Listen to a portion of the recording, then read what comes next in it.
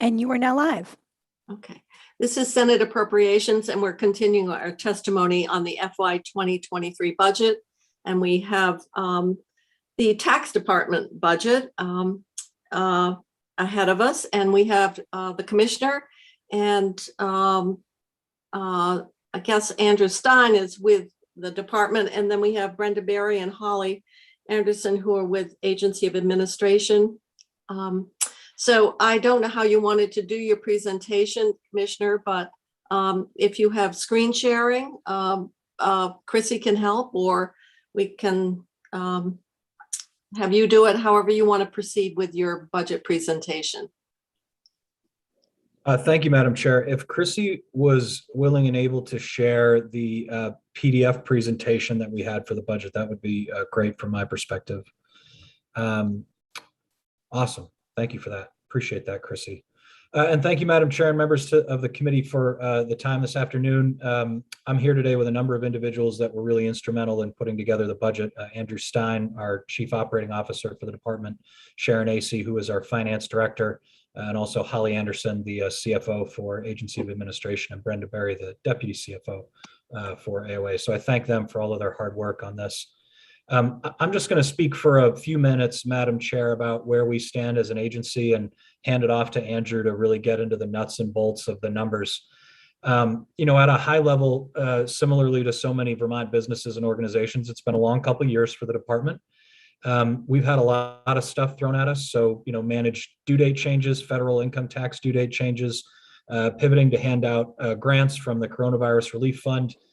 We adjusted returns for the unemployment insurance tax exclusion, transition to hybrid work, stood up a couple of new programs, the reformed renter credit, and also the cannabis excise tax for the cannabis market. So I would say this year, what we're looking forward to the most, to the degree that it happens, is a normal tax season. We opened in late January, as we're accustomed. But then you have lots of revenue, though. We have lots of revenue.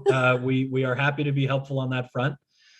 We are thankful to have opened in late January instead of mid-February, as happened last year. And we've really tried to find ways and use lessons learned from our emergency response to come out on the other side of the pandemic stronger, more dynamic, and more service-oriented than ever. And there's some initiatives that are on the opening slides of our presentation that speak to some of what we've tried to do, picking our head up a little bit and looking forward to the future. You know, one of the things that we did this past, I believe it was spring, summer, and fall, was we had a department recruitment team, because we, like so many organizations, were struggling with some of the workforce challenges seen in Vermont. And so we had a recruitment team with all of the different sections in the department participating in that, and have really seen some benefits from that. We also established core values as a department, which we had never had before. And those values are service, integrity, growth, and community.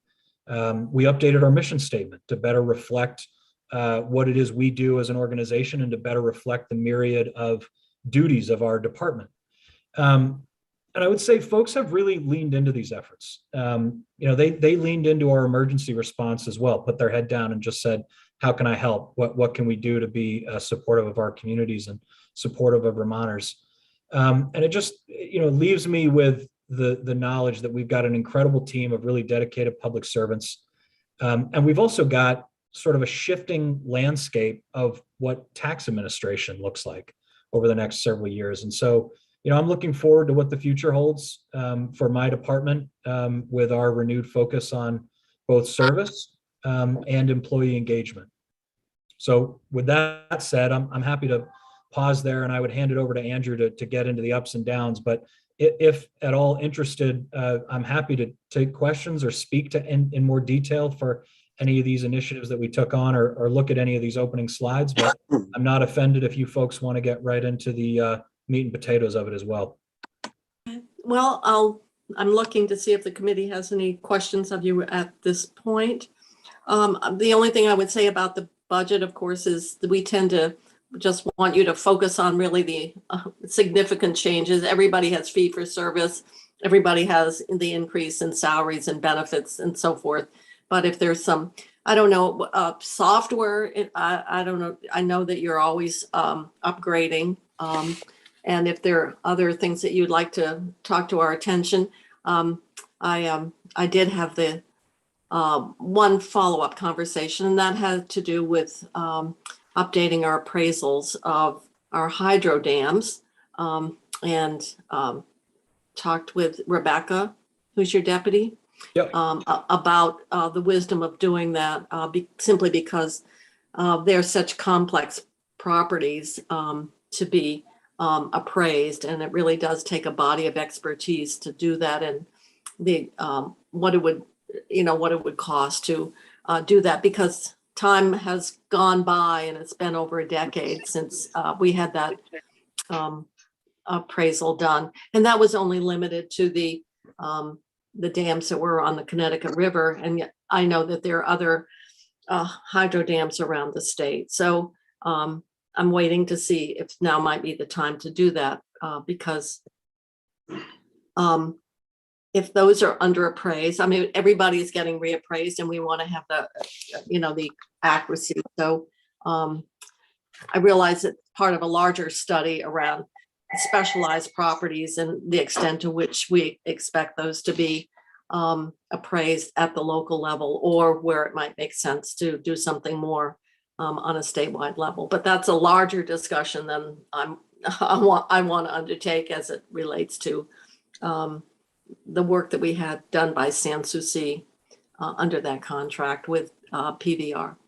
So, and a few of us were around at that time. I think Senator Sears would have been on the committee. I was vice chair. It's been so long ago, and I became chair in 2010. So it's hard to imagine we're aging right before you.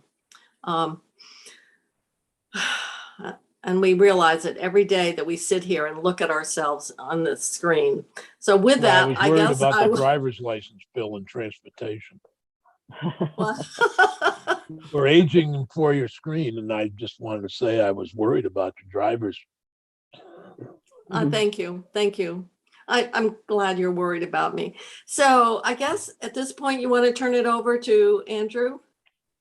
Yeah, that sounds Sure, good. yeah. And I think, Chrissy, if you could screen share on page 7, I think that's where he's going, or actually page 6. Page 6.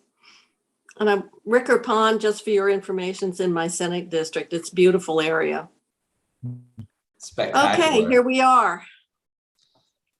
All right. Well, I'll be very brief on this slide, because what I just heard from you, Madam Chair, is that you want to focus on the ups and downs, and we have one addition that I want to slide in here as well. But in general, our greatest asset is the people who work for us, and we're putting our money where our mouth is, and 67% of our budget is going to salaries and benefits. We've got an extraordinary team. We always say a budget is a reflection of our values, goals, and strategy as an organization. And as you can see, most of it is going to our greatest asset. So from a budget philosophy perspective, we really start with what we want and need to thrive and evolve, and we build a budget to support that. So I'm happy to talk about this slide, but from what I heard, you'd like to focus on the ups and the downs. No, I don't. The only thing, I don't want to go line by line on ups and downs. I only want something if you're something very significant, either because you've come up with a great idea and you've reduced your operating costs by a gazillion dollars, or you're have an up that's related to a particular initiative that you're undertaking. So no, I do not want to. I would actually like to have you spend time on this slide in terms of your current initiatives. Great. Well, then I'll start here, and I can highlight one up after I go through this, and I'll highlight an addition as well. So yeah, salaries and benefits, they are what they are there.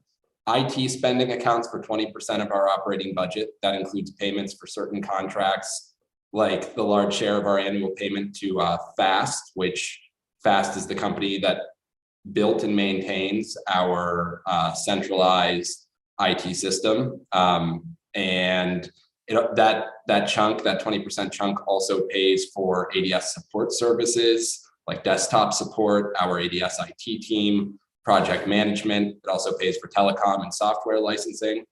Then as we go to rent and building services, that's fee for space, fleet rental cars, those types of things.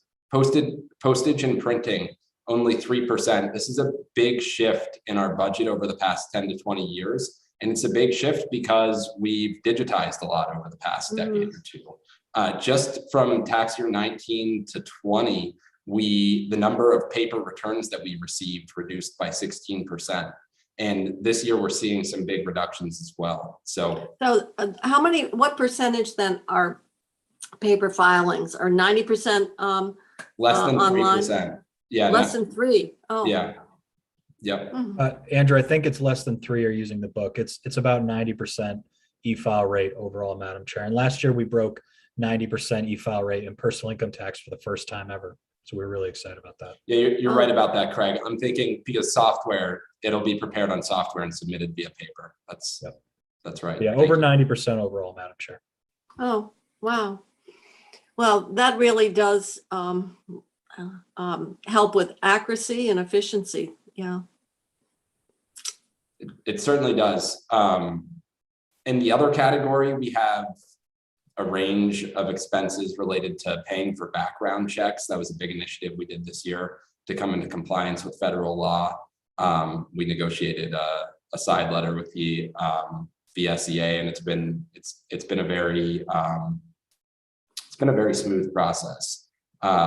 Registration for meetings and conferences, advertising, education, and training, those fall into the other bucket. And then for internal services, we have general liability insurance, HR, other agency fees, registration, those types of expenses. So if we go to current initiatives here, 2 of our big initiatives were stem from initiatives in the legislature as well. I mean, there were administration initiatives and legislative initiatives here. The new renter credit replaces the renter rebate program, and it provides relief to renters whose income is less than half the county median for their family size. And the aim of it is to reduce housing costs by reimbursing renters for a portion of rental costs paid in the prior calendar year. And there's a lot of great info on the website about this. And this really replaced a program, the renter rebate, which had policy issues related to benefit cliffs, as well as declining enrollment over time. It was complicated too. That was one of the complaints, if I remember correctly. So that's just being rolled out now. This is its first year, and we've received a lot of landlord certificates as well as applications for this. We have the Cannabis Excise Tax, which we're preparing to launch next month in a couple of weeks.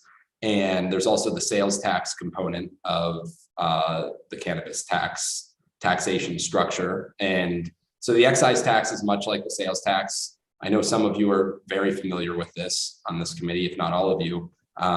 It's paid by the purchaser to the retailer and must be separately itemized. It's applied to the retail sale of cannabis, including food and beverage, and it's held in trust for the state, and then the retailer is responsible for remitting it.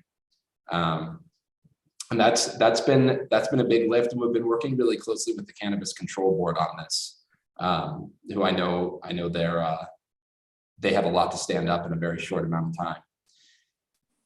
So tax year 2020, the unemployment exclusion, we stood up a solution to adjust 21,876 personal income tax returns for a retroactive unemployment insurance exclusion. And what happened here was in the middle of the filing season last year, Congress passed an unemployment insurance exclusion to the personal income tax code, and then the legislature conformed, and we had a number of taxpayers who had already filed at that point. And many of these taxpayers are not particularly sophisticated taxpayers. Many of these taxpayers are lower middle income and might work numerous jobs. And what we did was stood up a solution that adjusted their returns for them so that taxpayers didn't need to take any action at all. And we were able to get those checks out the door to those folks. So that was a huge success. I'm really proud of the team for that.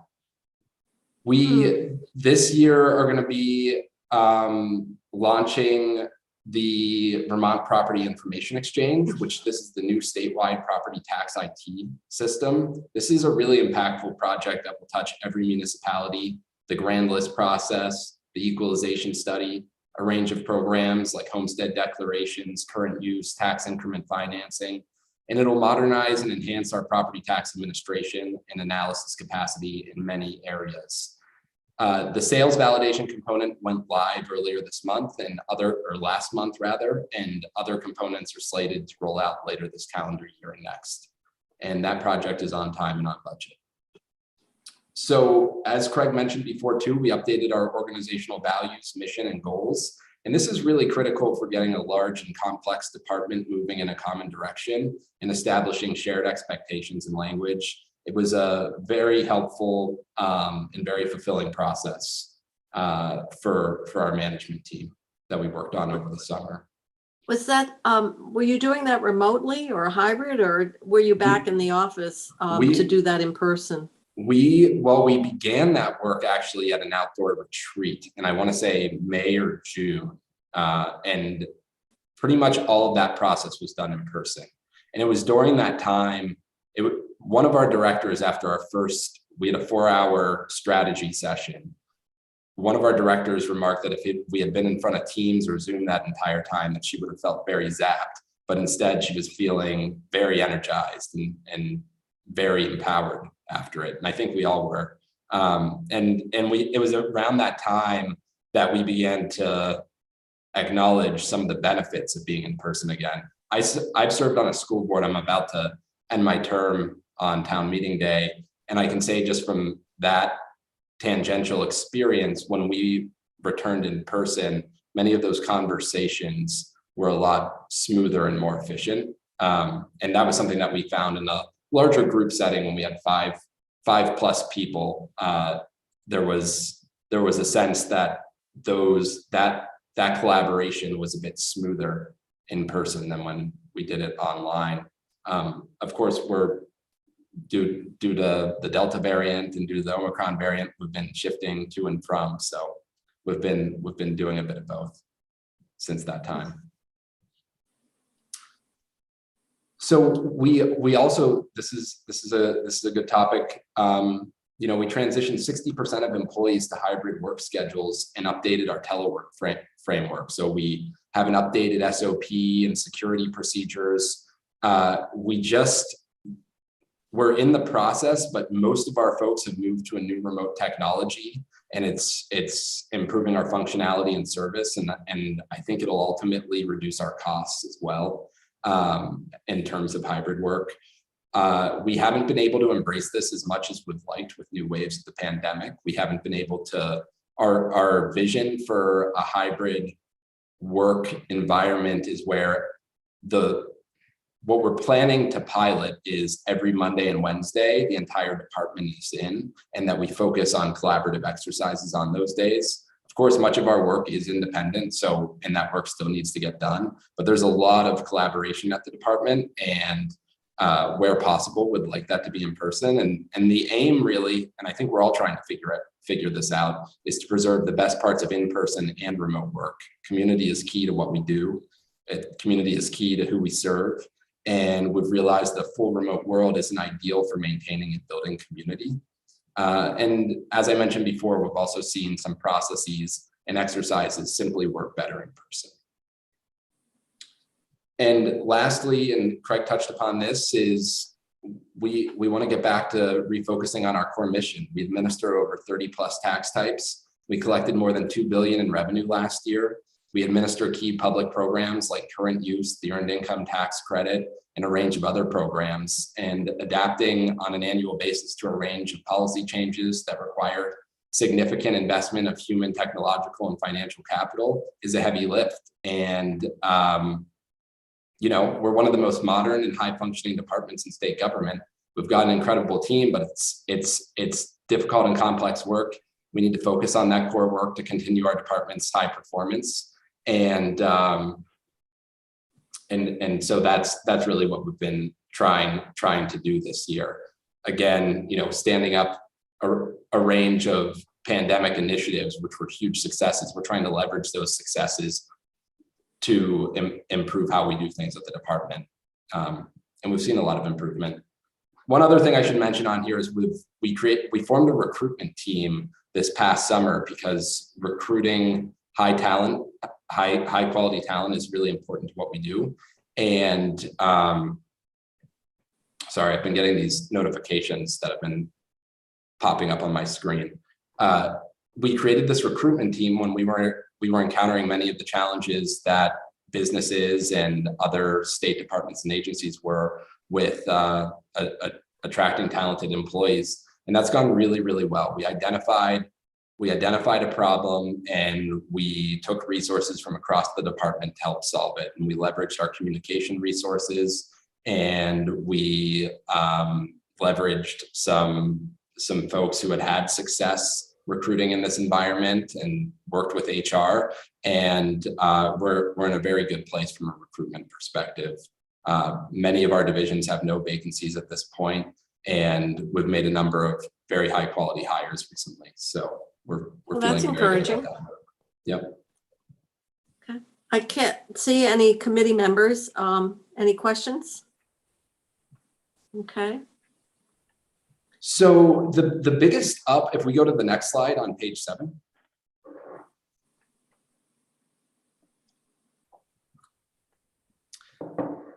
So the biggest up in our budget, and we offsetted this with, we were able to offset this with other lines in our budget. And one of them is reducing our ADS service level agreement. And frankly, that's a reflection of reduced costs for servers when we were in a transition period and needed to maintain a number of servers for a number of years as we were paying for new servers coming online, and we're feeling the benefits of that.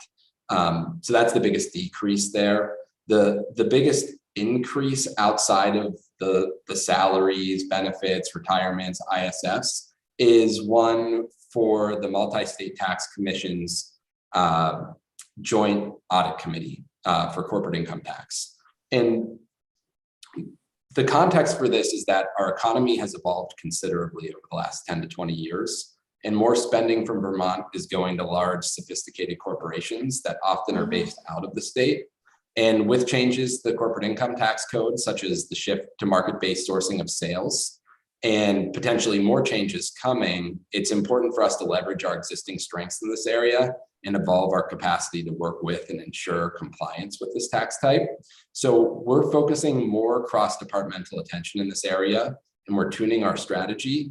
And that includes continued and enhanced focus, resources, and collaboration between our taxpayer services division, compliance division, and our legal team. But it also includes leveraging some outside resources. And a key resource we're planning to leverage is the Multi-State Tax Commission's Joint Audit Committee. And 27 other states currently participate in this program. And it allows us to leverage a team of experienced corporate auditors from around the country that are employed by the Multi-State Tax Commission and work with other states who are focused in this area so that we can share ideas, share successes, and learn from each other. And really the aim here is to extend our abilities in this area and join that network of auditors in other states that we can work with to build upon our existing strengths in this area. And the fee for this, it's about $160,000 a year. It does depend on the year, but the full cost is about $160,000 a year. This pays for those audit resources. The Multi-State Tax Commission has this audit team, and this goes to them.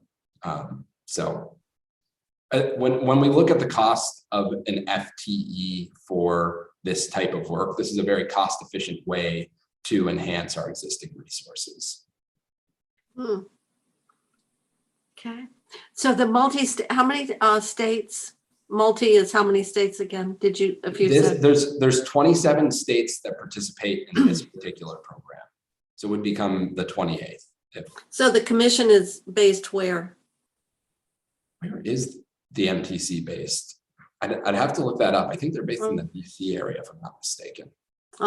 Okay. Craig, do you know off the top of your head? I don't know off the top of my head. I know their general counsel works out of New Mexico. But I mean, this is an organization that does more than this auditing, Madam Chair, right? They do a lot of model laws and things like that to ensure uniformity between the states.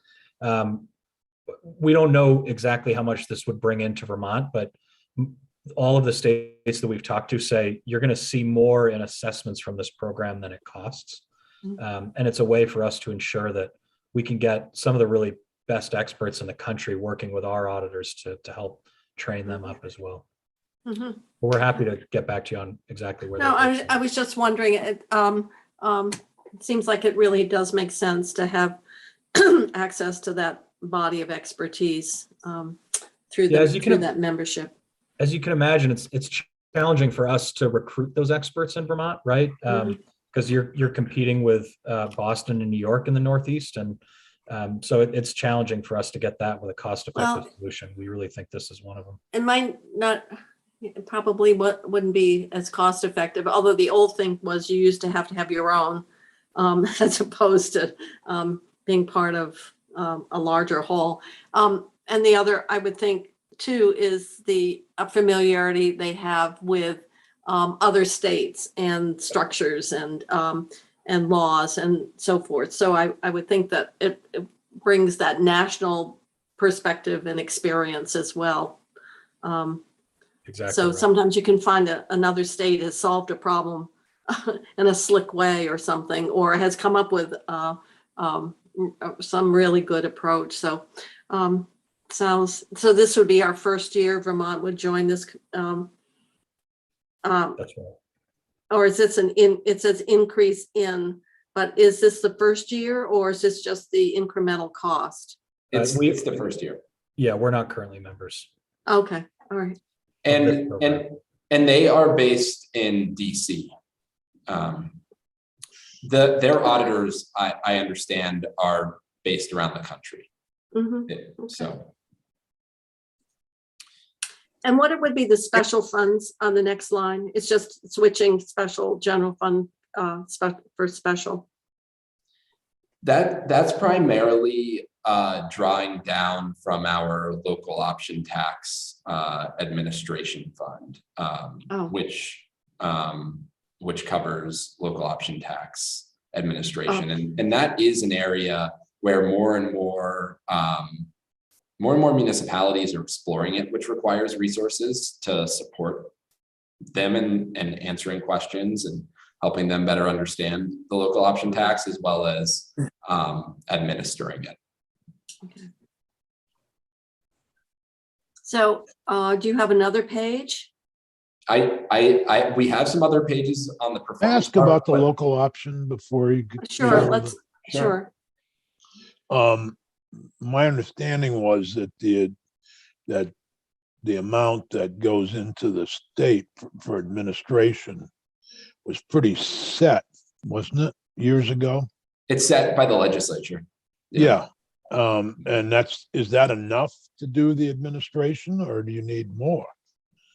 I guess that's the question.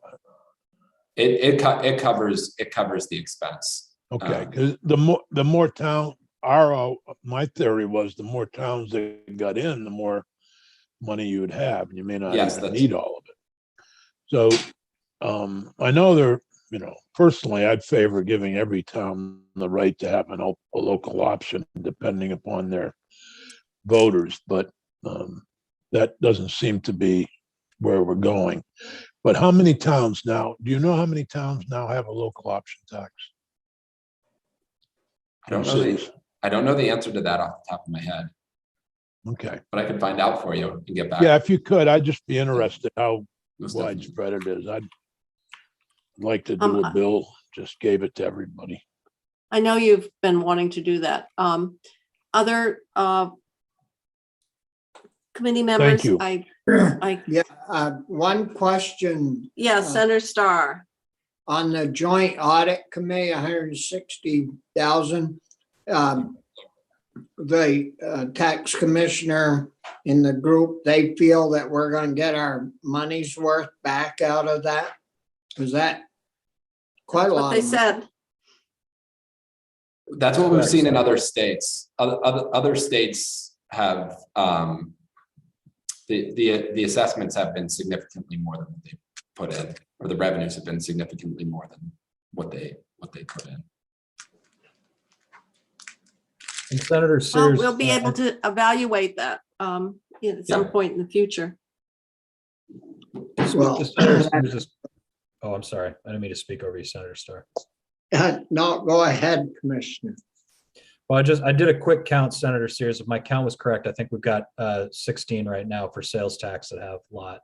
The numbers are different because you can get meals, rooms, or alcohol. Meals and rooms, yeah. But it's a similar number for those taxes as well. Thank you. Thank Sure. you very much. Our finance director, Sharon AC, just pinged me. 17 municipalities have the sales tax. Oh, technology. Take my Okay. sincerest apologies, Senator Sears. Oh. No, Oh, well, and, it's nice. and government work being one-off isn't bad, you know. I'll No, take it. no, not bad at all. Other questions about this? Okay, do you have more than one appropriation? It says appropriation number 1. Is this it? Where does it say appropriation number 1? I'm missing. Right that. up on the green bar at the top? Oh, We yeah, don't have anything more for our operating budget, Yeah. Madam Chair. We have the normal grants that you Yes. folks approve each year as well, Okay. like the property tax credits, renter Right. credits, things like that.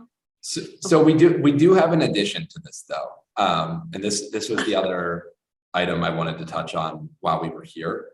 And so this is based on the governor's budget and the governor's proposals, but H510, the new Vermont child tax credit, just passed out of the House.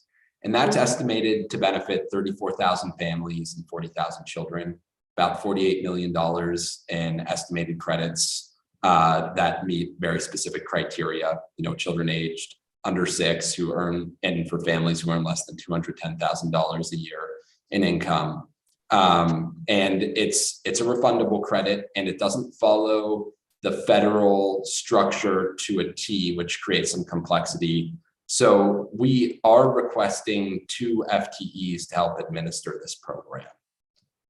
Oh, so assuming that it gets passed, that would be part of the. Exactly. If it doesn't get passed, if this passes the legislature, we are requesting 2 FTEs to make sure that we can administer this properly. And for comparison, we did this big return on investment exercise several years ago to better understand the number of FTEs that we apply to administering each tax type and the cost efficiency of administering each tax type, which we use that for a range of purposes. And the renter rebate, which is now the renter credit, is probably the most comparable in terms of complexity, though it's a lesser cost. It's about $8 million a year. And that takes about roughly 4 FTEs to administer. And we think we can leverage some of our scale here. So that's where the request for 2 comes from. We want to be conscientious about what we're asking for. Is that part of the bill? No, It's no, not it's right a, now. no, this, the governor's budget had his own tax No, I expenditure meant is it package. part of the House bill that they passed on the tax credit? Did they add the money that's needed to implement the program? Were the positions included in the bill? Yeah, that's my question. And if not, why not? They are not, Senator. They're not. Though they should, if we take it up, they should be included in the bill. It shouldn't be,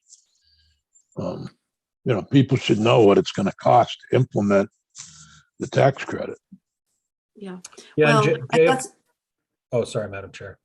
no, I think that's what the commissioner is saying. It passed without the staffing necessary to implement it if it's passed. So I'm sure you'll be making that request once, once Senate Finance takes up the bill. That anything that foregoes revenue obviously has an impact on the budget, because that means either we find replacement revenues, or there's so much money in the base that we don't have to make any reductions, or it takes off the it compromises our ability to deal with some of the areas of chronic underfunding. So I'm making that statement now because certainly 50 million of revenue loss has budgetary impacts. And so I'm not taking a position on what the House passed. I'm just saying that was modeled after the federal and the impact that it has on the Vermont families.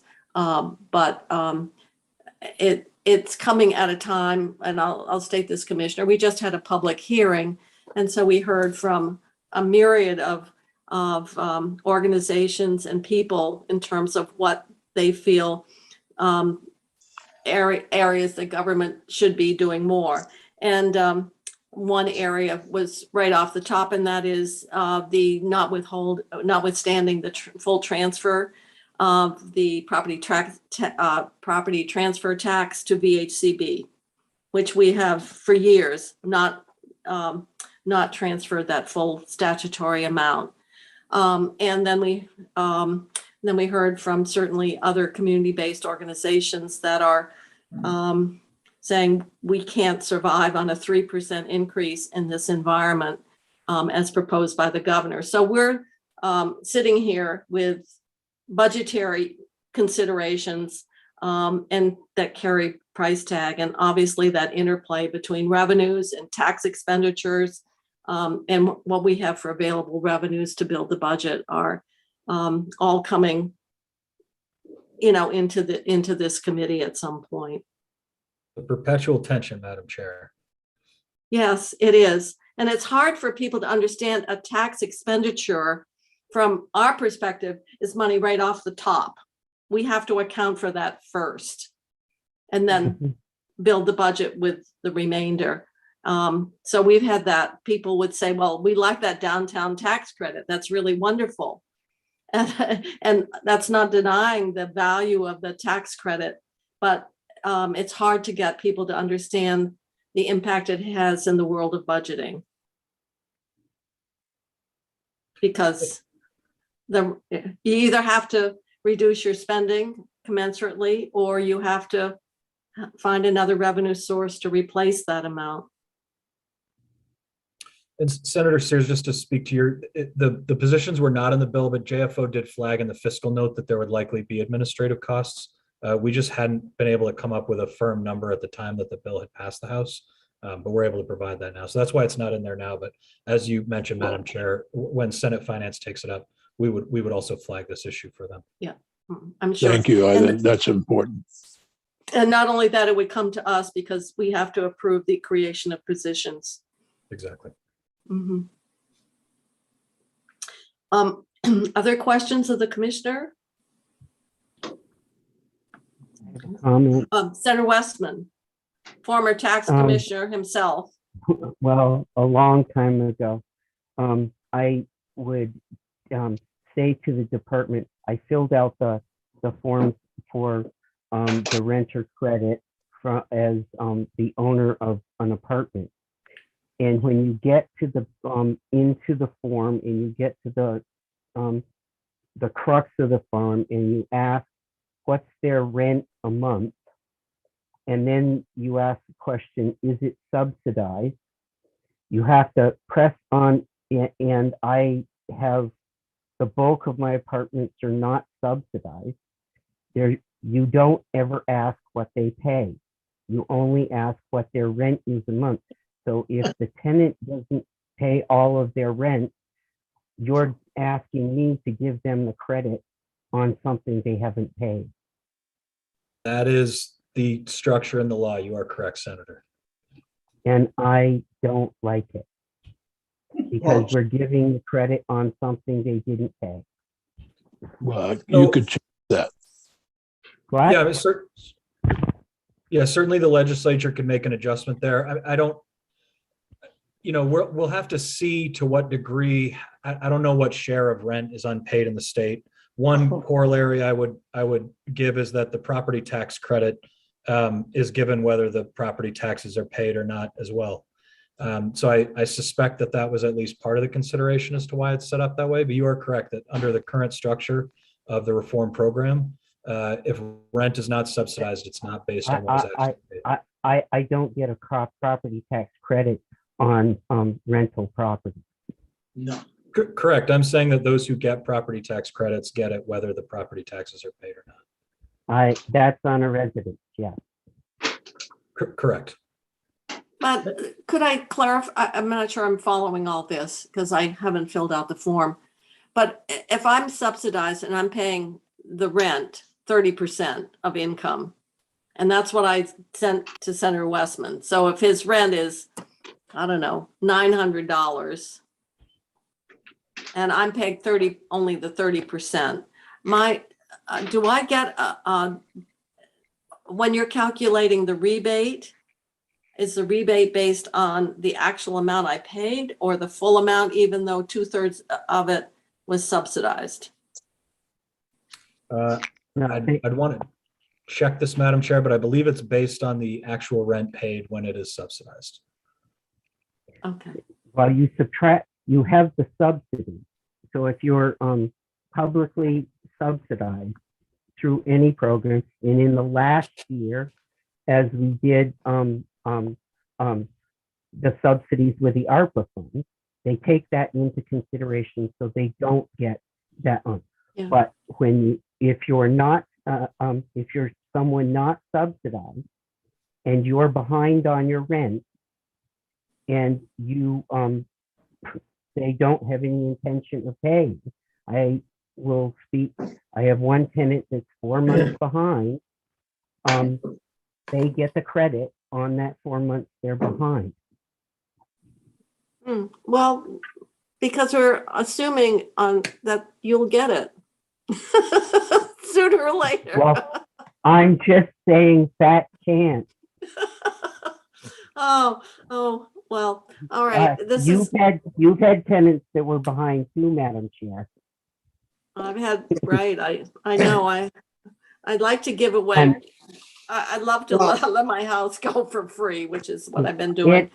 It galls me that they get the credit when they don't pay their rent. Well, see. it used to be you only put on that form what they actually paid in rent. It's a new Yeah. form. But the new form is what the rent is, and there is a vast difference between the two. I see. Well, now we're getting into, I do know that it was overhauled because it was viewed as complicated and a lot of people just were discouraged from applying. So it sounds like at least it's been made more friendly for people to access the benefit. I thought the form was easy to fill out once you got started and you got through it. And I think it is administratively was a lot better. It is that difference going from the old program to the new. They asked actually what the tenant had paid, and the way the new system is, you can't. And I wasn't going to let the opportunity go by and say, I don't think it's right that they get the credit on rent that they didn't pay. And just to clarify really, really briefly, Senator, you're not the first one that we've heard from on this, but it is the way that the law is written. And I understand that, and I understand what was advocated when the law went in. I still don't like it. All right. I was going to say, because someone could be behind and then they would pay you all up and then they would have gone without the credit. So under the old system, if you caught up later, I would add it into what you paid the next year.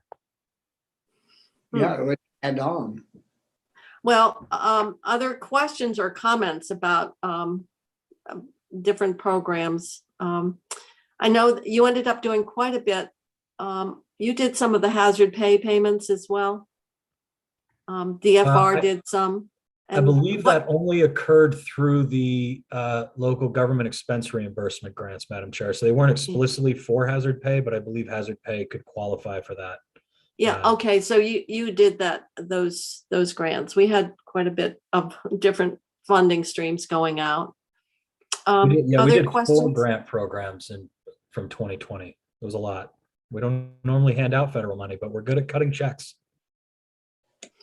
Well, you're pretty good at collecting too. We are good at that as well. One of the complaints that used to be out there, and that was not giving instructions, and then audits would come and people would find that they should have paid, collected sales tax. I remember we had debates on compost. We had debates on is ice taxable? Is it not? And it had to do with instructions going out and updates. That wasn't on your list, but I was just wondering where I haven't heard anything. So has that been improved in terms of those communications out to the entities that are collecting the taxes? Well, I would say yes. If you haven't heard anything, Madam Chair, that's a big win from my seat. But yeah, I mean, what you've just described is sort of one of the philosophies that we've tried to implement over the last several years in our compliance division is, if we can get more educational materials out there, you're going to get more voluntary compliance, and audits are not going to come out of left field for folks. Administration of sales tax is hard, right? There's lots and lots of exemptions. It's hard for businesses. It's hard for the state. So we try to modernize where appropriate, and we try to ensure that where there are challenge areas or now we take feedback from auditors, right, where they're saying this is an issue that I'm seeing commonly. We evaluate that for an educational campaign. And we've really been able to leverage a lot of data from our VTAX system and just the capabilities of our VTAX system to be able to get in touch with our businesses to be able to do those kind of instructional campaigns, just as you said, Madam Chair. Again, I've heard from other legislators to say they're getting fewer constituent complaints than they had before. I take that as a big win. And as you can see, it's not because we're collecting less. I think it's just because we're doing a better job. Oh, no, that's true. Your revenues have been very strong. Other comments or questions? If not, sorry, I unfortunately have a cat who likes to get in my lap and in the process digs into my leg to get traction. So I'm not grimacing at you. So other questions?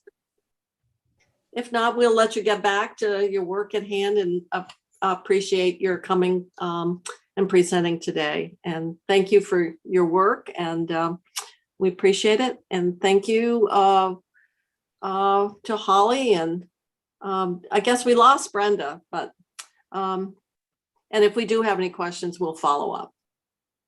All right. Thank you, Madam Chair. Okay, thank you. Thank you. Thank you. I believe we're moving on to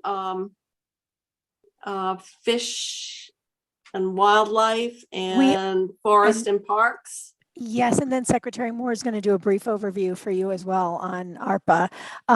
They should be joining us in about 2 minutes. Oh, you mean I'm ahead of schedule? Okay. I don't know what it is about this computer. My cat has nothing to do with me normally. There's something about the screen or the voice or something, because Bum Bum's the same way. Huh? I know. Bum come along, want to crawl up in my lap. Well, yeah. Our cat comes and lays on the computer, the keyboard to the computer when you leave it open. I don't know why, but the cat loves to lay there. I don't know why. And of course, Bobby, your cat's a little tinier than my Twinkie at 22 pounds. Yeah. Richie. So I haven't seen Julie there yet, Phil. And Dick's dog, I haven't seen, huh? She's laying on my bed right now. Oh. Hey, Richie, I thought you had the line of the day when Marley's on the couch. you pointed out the problem in the program, and then he said, "You're right, Senator," and you said, "Well, I don't like it." It was great. It was like, Well, He never misses an opportunity to tell people he doesn't like it. I don't think they should. I can't imagine why that got changed. Like fact that they get a credit for something. yeah. Rich, I think you're frozen. Well, you all froze too, so I think, Now you're back. Yeah, you're back. So we Okay. did have a committee of conference, just to let you know, and we were going to schedule for another one at 3:30, but I'm not holding it because the House has got to have more discussion. I was hoping we could at least get the railroad station finally paid for. That may be the final holdout. Is it okay if I start letting the folks from A&R in? Oh, absolutely. They're in the waiting room. Thank you. Yeah. And we're still live. Yeah, and it's a beautiful day here. The sun has come out, and I know the Lieutenant Governor said something about it was snowing in Montpelier, but it's sunny here in Danville. Snowing here. In the kingdom, up north kingdom. I know, and another day, balmy day here in the kingdom. The wind was really howling though this morning. Yeah. Yeah. Sleet.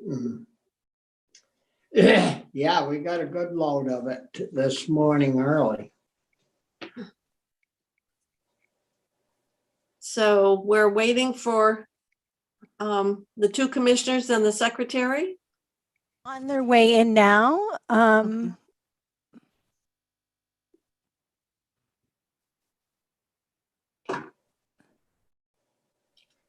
We were just confirming the link, so they are coming through now. Chrissy, do you you can tell how many people are listening, signed on? Yeah, if I go into the recording, I can absolutely check that for you. Oh, I can tell you that right now, it looks like we have 4 people watching. oh my goodness. A lot of times people come back and look at the recordings. Mhm. So they might not watch live, but they'll come check out the recordings. Yeah. Mhm. Yeah. Okay, well, I've already seen one commissioner this morning and I'm waiting for the second. You've got both commissioners and Secretary Moore is on her way in the room.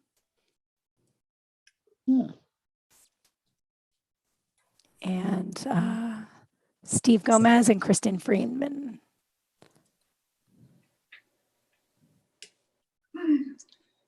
There's trouble. Well, we had both commissioners in transportation this morning, so they've already had to endure me once. We have, I don't know what the sequence wants to be. Does the secretary want to go first, or I don't know what her schedule looks like. Commissioners, can you help clarify? I do. I think Secretary Moore wanted to just do an intro. Oh, I was just Okay. going to suggest that this is obviously the continuation of the agency budget. I thought we could start with Fish and Wildlife this afternoon, if that works for you, followed by the overview of the Forest Parks and Recreation budget. And then I have an overview of the ARPA initiatives related to clean water and climate for the committee's pleasure. okay. If that's the sequence, then do you want Commissioner Herrick first or That'd be Snyder? great. No, we'll start with Commissioner Herrick today. Thank Okay. you. All right, thank you. Just to let you know, of course, Senate Appropriations wants to sort of hear the highlights. We know everybody's got their ups and down sheets, but there are things that we know, are there for everyone, whether it's fee for space or your, salaries and benefits. So if there are certain initiatives or something unique, or also just an opportunity about what you see as this year's, and I know you're coming in partway into the year, but sort of what the department has done, kind of accomplishments, and so it gives you an opportunity to update us on the work of the department. So I'll let you take it from there. Well, thank you, Madam Chair. And for the record, I'm Christopher Herrick. I'm the Commissioner of Fish and Wildlife. I know that I have been in committee with each and every one of you before, But prior to this, I was the Deputy Commissioner at Public Safety. So I think what I'll do is just highlight a few of the important things. One of the things that we noted this year is a real high increase in the Pittman Roberts funds from U.S. Fish and Wildlife. And we're planning on putting those to good use for more habitat acquisition. Of course, that's one of the big goals of the department, and we've been fairly successful.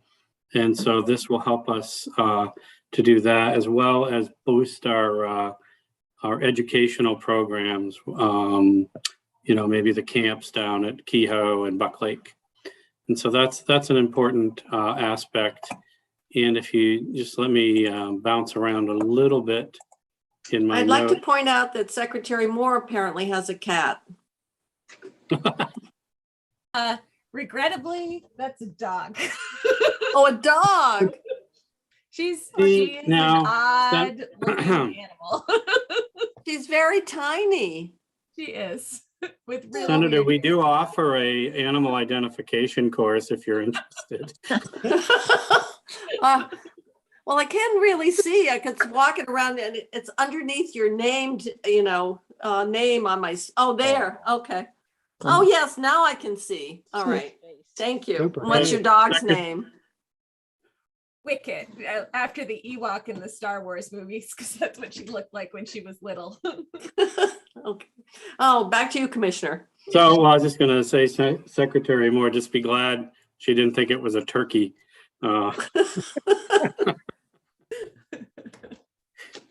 That's just from our prior conversation this morning.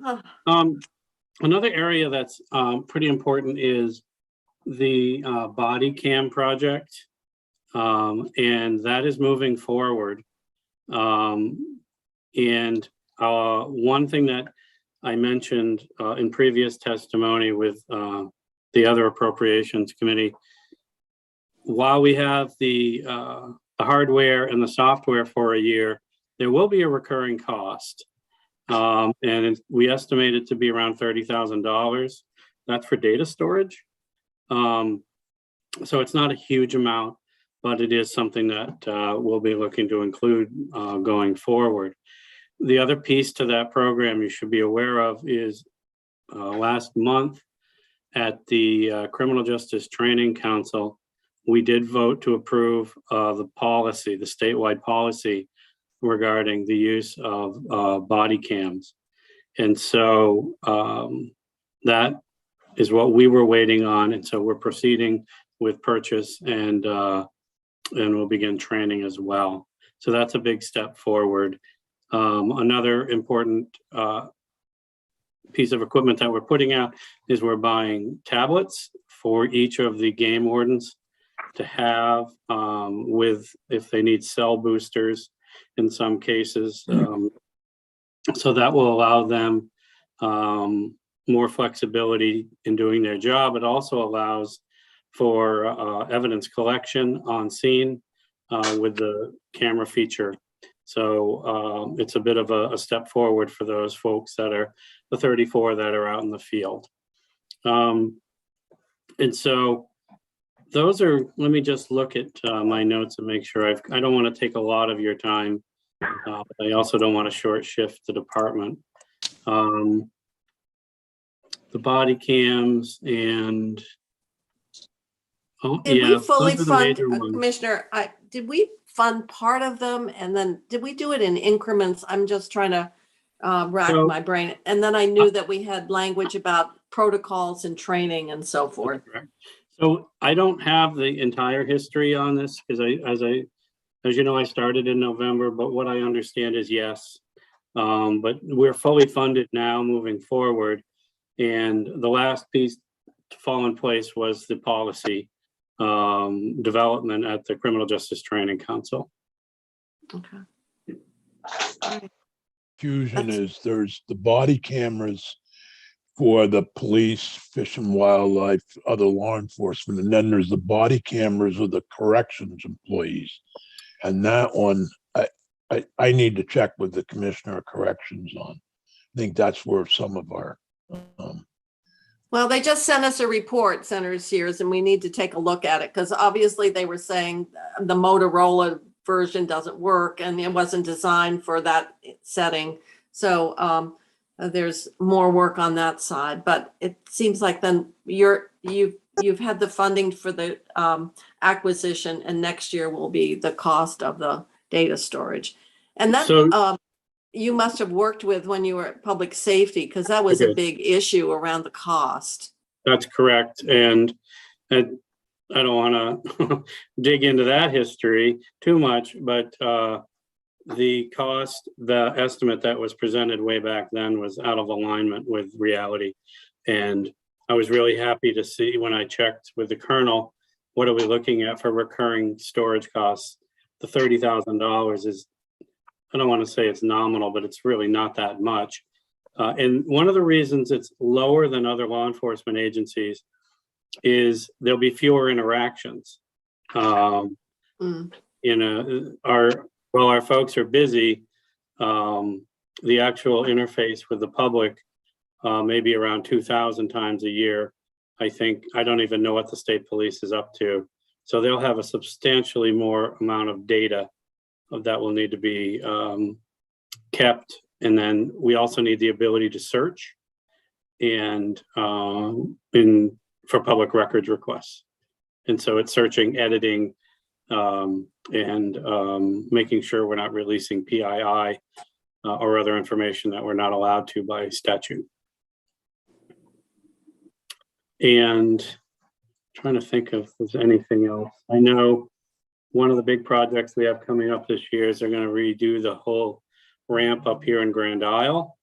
That is an absolute coincidence. The planning for that started before I came into this position. So I just want to make sure that that's clear as well. But other than that, I mean, we're chugging along. We just released yesterday the proposal for the moose and deer hunting seasons for the fall, as well as the wild migratory waterfowl proposals. And so we'll be having a number of public hearings about that. And I think lastly, I'd like to mention, because it does have a nexus to finances, AOT and the state of Vermont, I testified in Senate Trans this morning about our cooperative efforts. They do a lot of work for us on our WMAs, whether it's grading, plowing, mowing lawns. But there's also a project called Stay Connected. And it's a joint effort with AOT and Fish and Wildlife to look at areas where animals naturally cross roadways and try to eliminate the need for them to be on the roadway, because that's not a good place for them. And so there's a lot of effort in there, but it's you've got the engineers and the environmental folks from AOT working with our folks. And it's a really promising project to make sure we don't continue to fragment our habitat. And so it's a really good project. And how many more are your positions pretty well filled, or are you having difficulty recruiting? So no, we're not having difficulty recruiting. The wardens, they're staffed at 40 and 34 are in the field. And then department-wide, we have 4 vacancies, but it's only because people leave and we need the time to fill them back in. And so there's not a recruitment problem at all. In fact, I think it's important to note that this is a law enforcement agency that is very attractive to people because of the kind of work and the atmosphere. Okay, that's good news to hear. Yeah. Other questions? So we're protecting the animals from crossing the road. We're nearly fully staffed, and we now have our training in place and body cameras. So sounds like a lot going on. Other questions committee might have? I was just wondering, do you put red lights up for the deer or the animals crossing and for the cars, or how do you get them across the road? maybe have Snyder lead them or? So, What, with a bucket of apples? no, you need to take our hunter safety course again. So if No, was I can answer the question. Are you putting tunnels in like they do that a lot up in Canada? Well, Mhm. that's correct. So Senator, here's a great example and why appropriations would care. There's a culvert that needs to be replaced up on Route 14. I can't tell you exactly where it is. I've been to it. And when they replace it, we've had cameras there studying the wildlife. And it does make sense to put the culvert in at a size that would allow deer, but also keep the foundation wet so that aquatic life can get through as well. And so it's rather than, hey, this could be bigger, tear it out and rebuild it. We look at them now on the front end, pre-construction with Joe Flynn's staff. And that way it's a one-time build that has two benefits. It's a culvert that serves his purposes and as well as ours in protecting and connecting the habitat. Yeah, that's great. Yeah, good. Thank you. And it helps you not hit deer. That's Yeah. correct. Which I sometimes feel like that's, there's one place on Route 2, I've seen 3 moose get taken out. Yeah, so there are places where they do cross. Other questions of the commissioner? Otherwise, we can move on to Commissioner Snyder. Okay, Well, thank you for your time, everybody. It's good to see you all. thank you. Thank you, Can't wait to Commissioner. see you back in the State House in a few weeks. Well, that's what they say, March 8th. So are you there, Mike? I am, Senator Okay. Kitchell. Yes. Oh, there you are. Okay. You've I moved think- to my main screen. I think maybe I'm off until I make some noise and then it pops me up. So here I am making noise. Okay, well, it's all yours in terms of the department, and if you've got something extraordinary about your budget or whatever. I know the House will go through line by line, and we're relying on them to exercise their fiscal diligence, but we would like you to give us the high points and give you a chance to talk about what your department's doing. In other words, we're giving you money and we'd like to know what you're doing with it.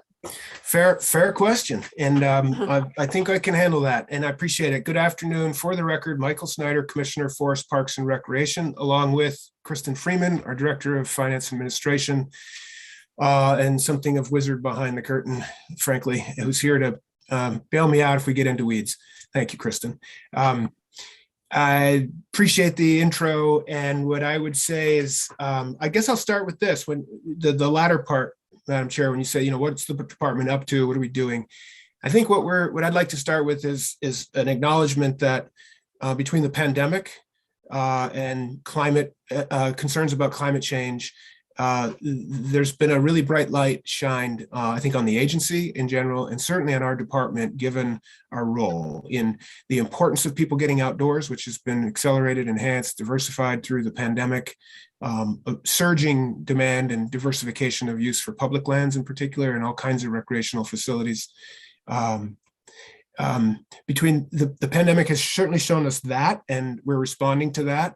I think the pandemic has also showed us about things like our vulnerability with global supply chains and local economies. And I think here again, with the forest economy, the outdoor economy, the chance to kind of rebuild more locally and build in both climate resilience and pandemic resilience, frankly, in communities, in the landscape, in our economy. So I guess what I'm saying is it's a really exciting time for FPR and our people who have been working at this stuff for a really long time, really dedicated to it. And I think what we're feeling is, the world is coming around to see the importance. I don't think there's ever been a more relevant or more valued time for our mission at the agency writ large, and again, certainly within the department, than now. I think that's great and invigorating for our people. It's also somewhat overwhelming because there's a lot to do. We have a lot of opportunity to contribute in pandemic recovery and long-term economic growth. We see lots of possibilities. So we have a lot of successes, and we also have some stress points. I'm happy to report on both, especially the successes, because from a 40%, greater than 40% increase in visitation in state parks over the last 10 years. The last year, once again, over 1 million visitors, the highest visitation in 33 years throughout the system. Several parks seeing their highest visitation in history. And we're nearing 100 years of state parks history. We're 3 years away. So there's hard numbers there, and super proud of how our parks team dealt with the pandemic, first in the shutdown and a shortened season and limited services and need for all kinds of health protocols. That was really stressful, but successful. No infections among our staff or among any visitors, for example. The second year, learned a lot, had a little bit more breathing room, had a normal season with raging, occupancy and visitation. And so, this is really great. I'll just note there, starting with the park system and what we do there, and its enormous success and popularity. That comes with growing pains. You have to keep up with the cost. That puts new pressures on. We have workforce issues, equipment, materials. We've been affected by supply chain disruptions as we try to manage this complex business enterprise within state government. And so you'll see in our budget here, that I'll just pivot there and say one key item is a one-time reliance on the Parks Fund for some $700,000 to meet these pressures, aligned to increase our operating seasonal workforce and some operating needs in parks. And significantly, we're proposing an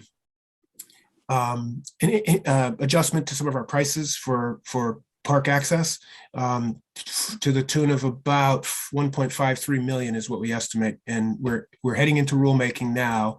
As you may recall, the commissioner has authority to set the rates for use of state lands, and it doesn't go through the fee bill. We do that through rulemaking. So those are two parks related pieces of the budget.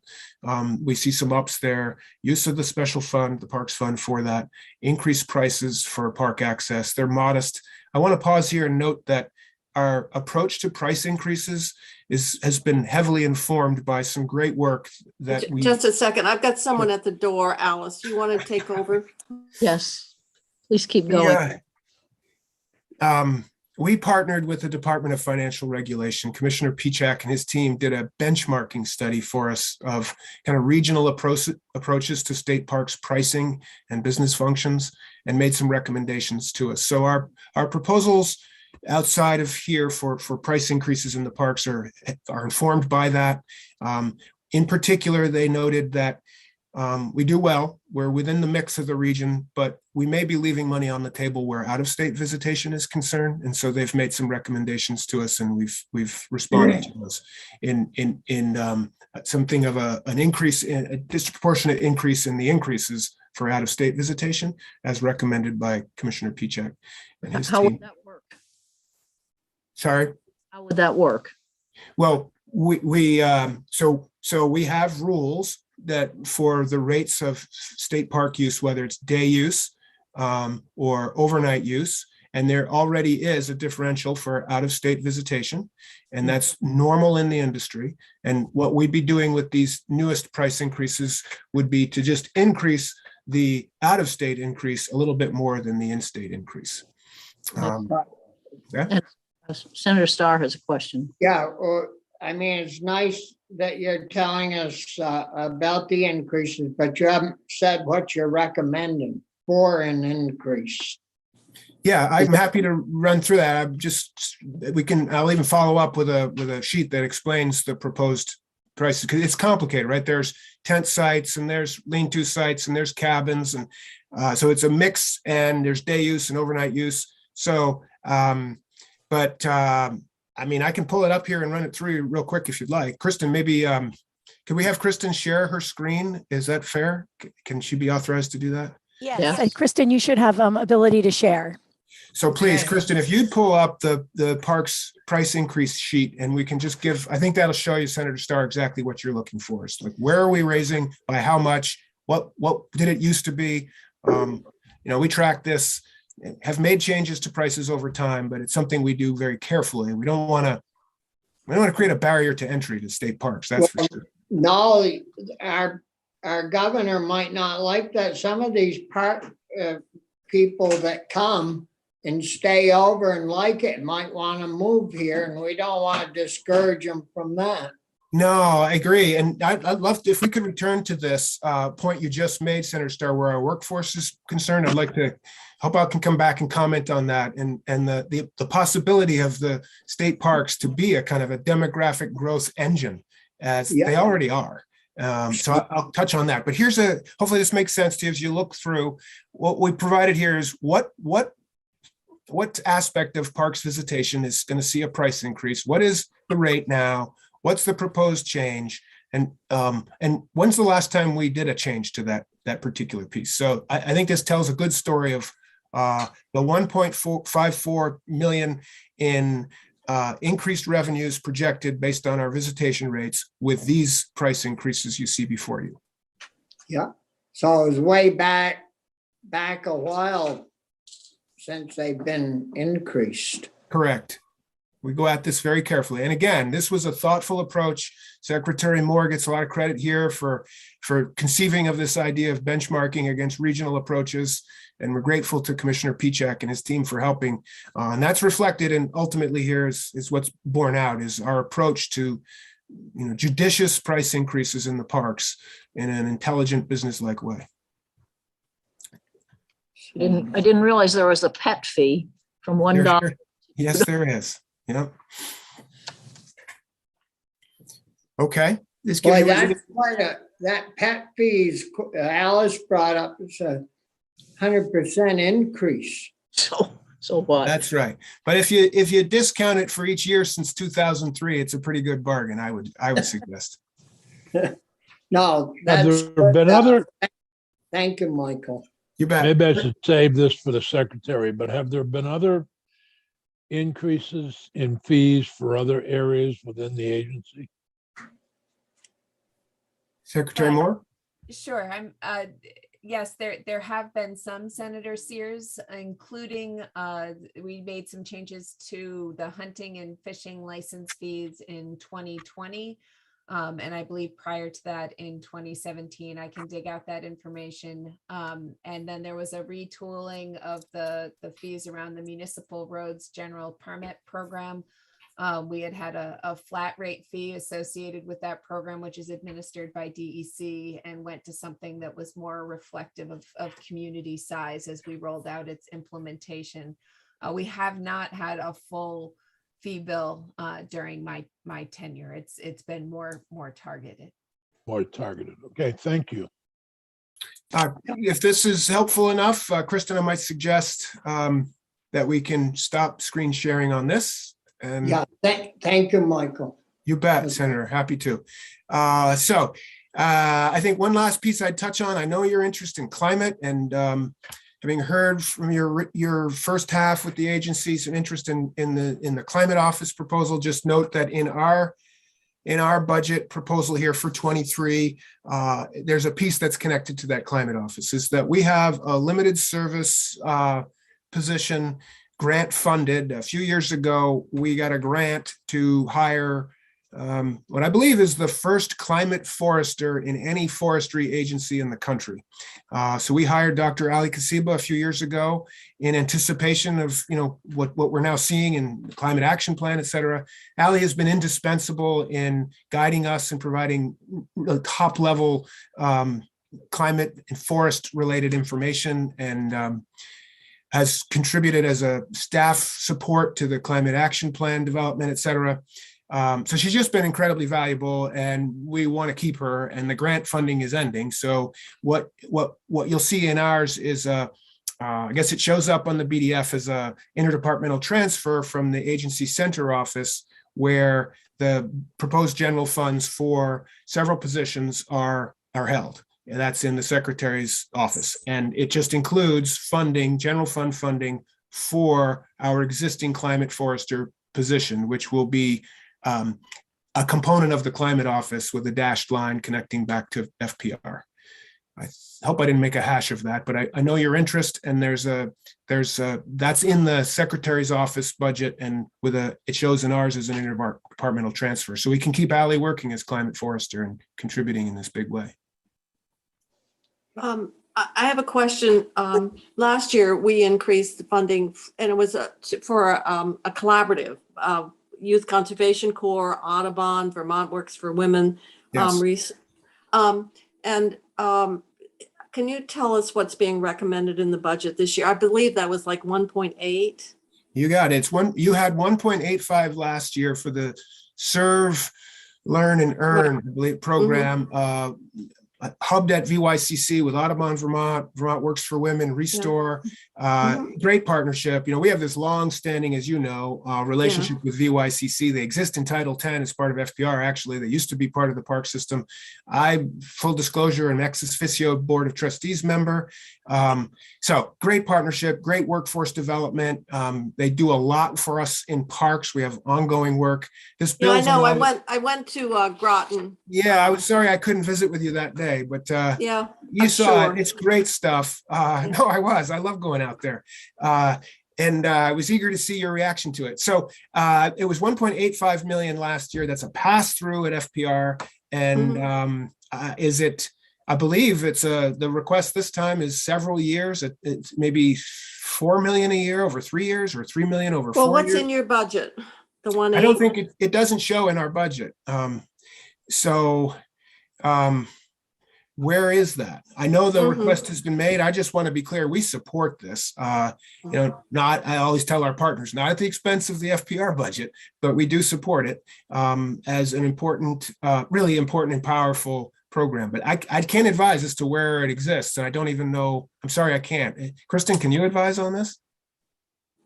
No, not beyond. It's not in FPR's FY23 governor recommend. But we appropriated it to you last year. I believe you did. That's right. Yeah, it's in FY22 we have it, but nothing in our budget for 23. Michael got to put it in. Well, I do know, that there was a request that came in, and I think it was originally 2.5, and then discussions with the administration was, well, consider something larger than that, and they did a multi-year proposal, and which was not accepted. But I hope we're not back to zero and we're starting again. So that's something we'll have to check on. I'll ask Stephanie to see if we could track that down. Please, and I'm really glad you flagged it, and I'm sorry that we didn't note it. And there's just a lot happening here, and I guess I kind of assumed it was because I heard of these conversations you say with the administration. I was not privy to those, so I don't know where it was intended to go. Secretary Moore, do you have any intel on this? No. Okay. No. Made a note of it as well. I guess for these, I think it's an important mechanical piece to figure out, and I just want to leave it with, if you're wondering, that is something we do support and feel real good about. And, for good Well, reason. it would be kind of unfortunate if to say, send us a proposal and then end up with not even what you had the year before. Right. So I do want to track it down, because I know we've supported the Youth Conservation Corps right along. Yeah, for years we've done that. Yes. It'd be in Sarah Buxton's shop. No. Isn't she No. involved? Youth Conservation Corps has always been funded through as a pass-through. Weren't they involved in terms of referring the young people or something?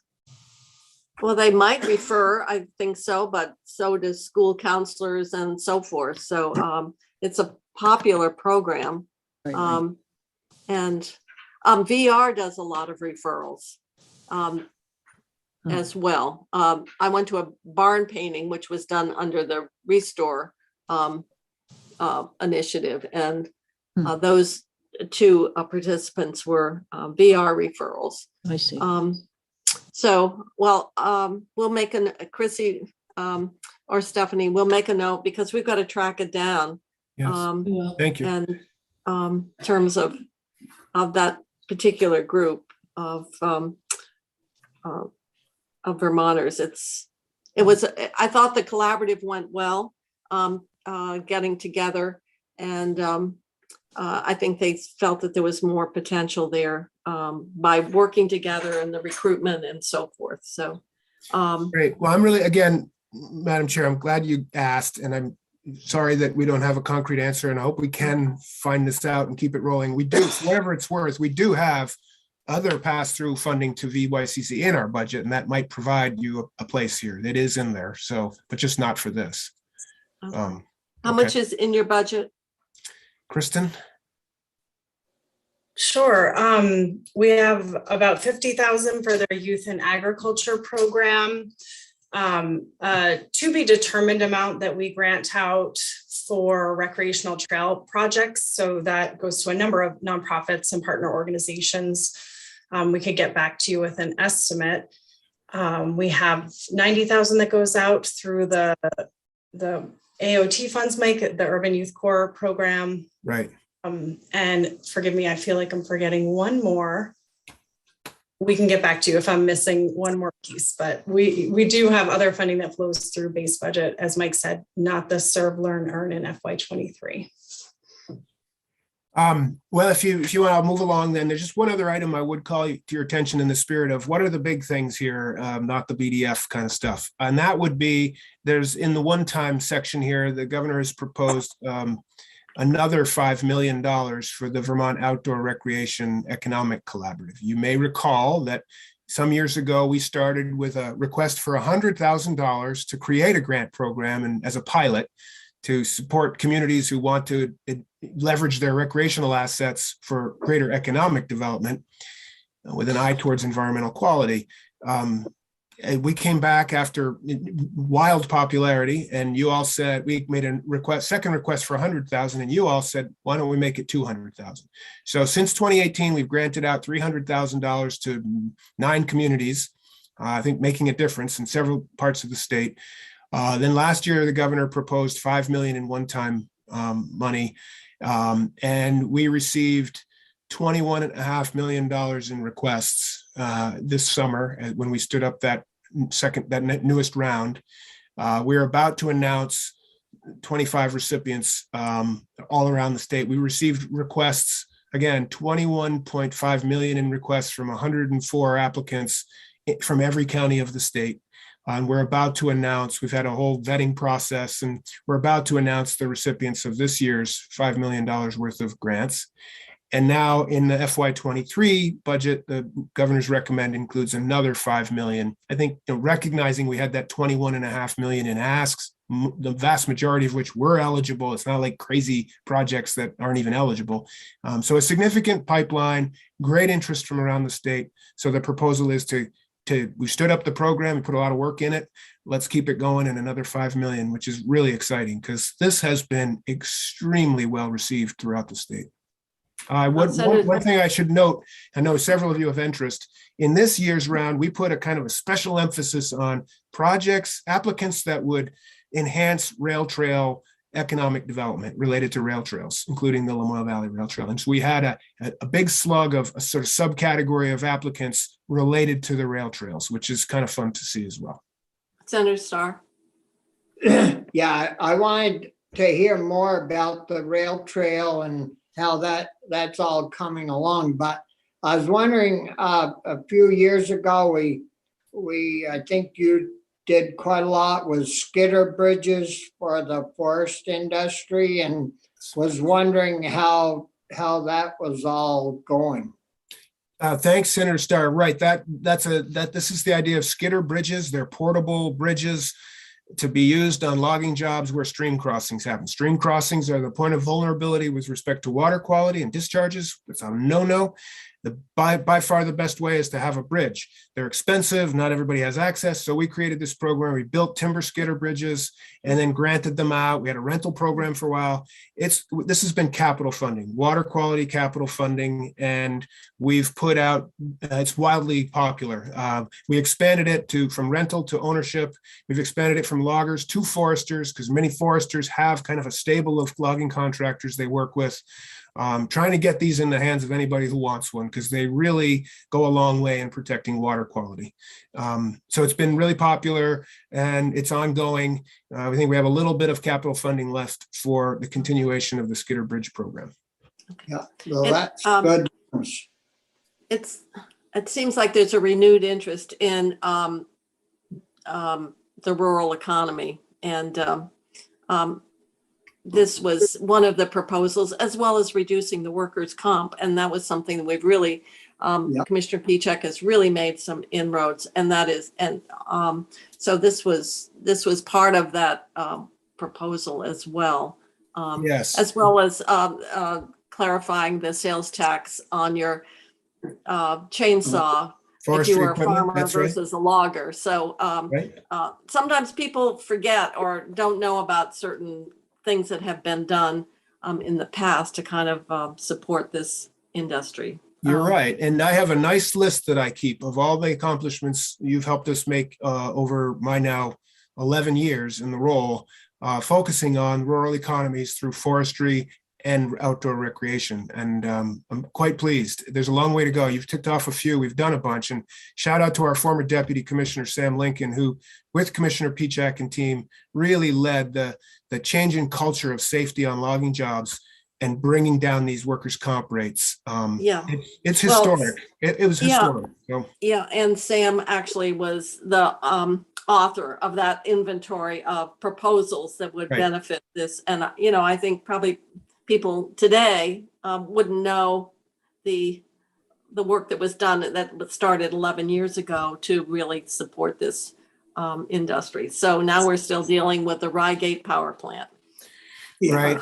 And, notably, you all helped create the Working Lands Enterprise Initiative. And way back then, when I was just the first year commissioner, that was a big deal to put forestry in there with agriculture on equal footing. And we're seeing the reverberating positive effects of your doing so. And that was a choice that was made. It was all ag all the time. And a handful of you said, what about forestry too? And I couldn't be more grateful. Okay, well, I'm going to move on because the poor secretary has been waiting ever so patiently. I thought maybe you'd put yourself first. And I have to say, I'm a little disappointed that we didn't get to talk about wildlife. We did turkeys this morning. Madam Chair, I have a new place to go hunting. I know going to Danville on May 1st, pretty sure. Oh, my mother hated those turkeys. She said that's the worst thing that ever happened. We know all about working with turkeys. Thank you all. Happy to follow up with anything you might need. Appreciate the time. I'll stick around. We'll be here throughout. Okay, well, Secretary Moore. Thank you. Senator Starr, I'm not sure how to interpret that. Hopefully not personally. Well, it's all to your own. I'm going to go ahead and share my screen. I have just maybe a dozen slides on ARPA. They should be fairly quick to walk through, and then happy to answer any questions you might have. Ooh, let's see. Oh, here it goes.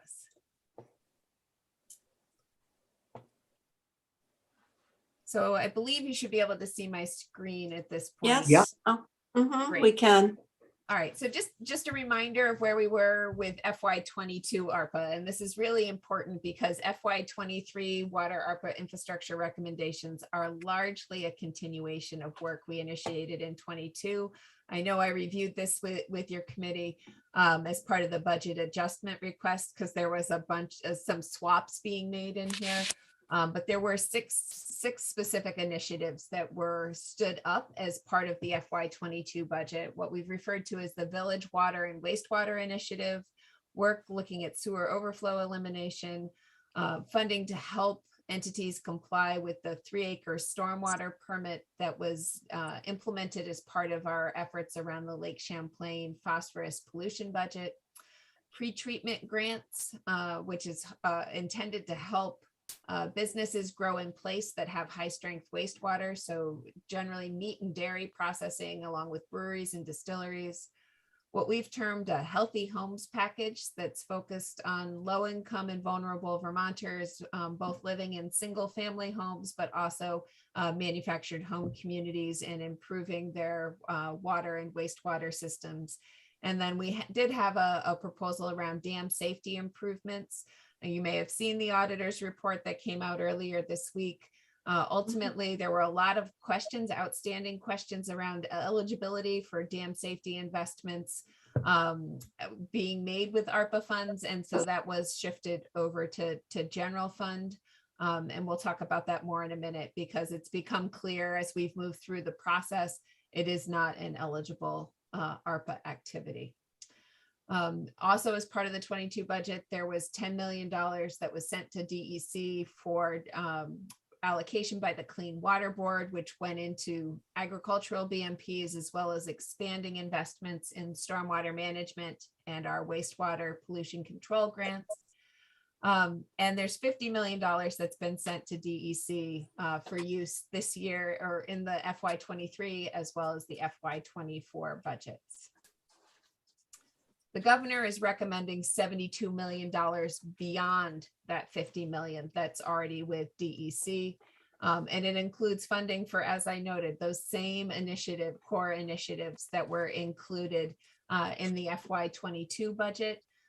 This really looks at the sort of the magnitude of the response we've seen in these areas, as well as the magnitude of the need. We know that overall there's more than $2 billion in water infrastructure needs in Vermont that we anticipate over the next 10 years.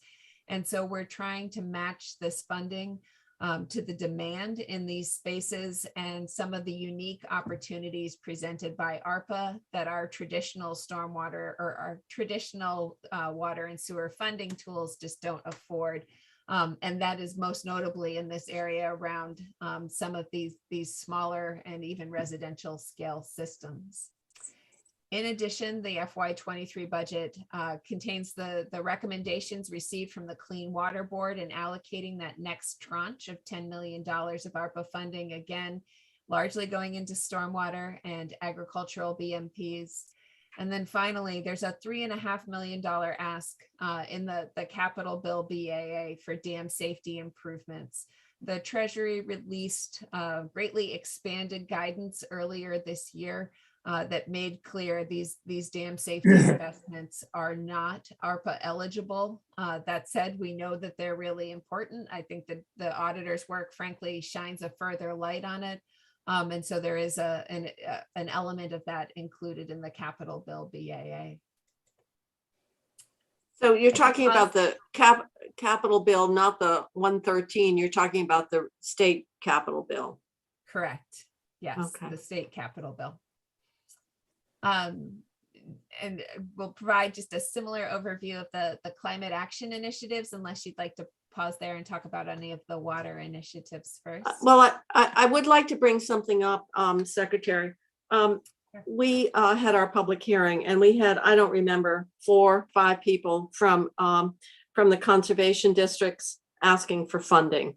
And I think what they wanted was ongoing, $1.5 million. And was it something about 2.1, maybe a one-time? And it raised the question, and they talked about the work that they do a lot, obviously, to assist farmers, and that's certainly a major concern as it relates to water quality. And it just raised the question because a couple of years ago, in order to deal with water quality, we actually partitioned off, I think it was 11% of the general, the rooms and meals that went to the general fund to support clean water. And so it raises the question around how, if in fact the work that they're doing is important, it would be nice to say, here's more funding and overlay it on top of everything else if we had that ongoing funding. But the extent to which that work is viewed as, or it's integrated into the whole water quality initiative. And so my question is, does any of this clean water money go out to support the work of the conservation districts? And is it done in a predictable way to support ongoing work? Because this is what we got for testimony. And I don't know if they made that request to the agency as part of your budget development process. But I wanted to just link back the testimony, and there were, I don't know, 4 or 5 people representing the conservation districts making this request. So the work of the conservation districts is and the nexus with A&R is largely through our Clean Water Fund, as you noted, Senator Kitchell. 2 years ago now, or 3 years ago, I guess, the General Assembly, I think, approved 6 points on the rooms and meals tax to fund clean water. That was combined with a surcharge on the property transfer tax that's been in place now for the better part of 10 years, along with the unclaimed bottle deposits.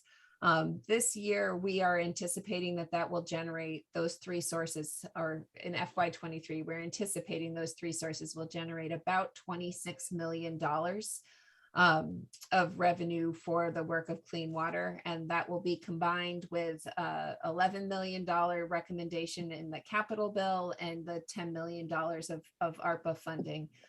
We have specific grants to water quality partners that we make, as does the Ag Agency, and I believe conservation districts are direct recipients of those grants. I can confirm the amounts and get back to you. Beyond those sort of core support grants, most of our funding goes out through competitive programs.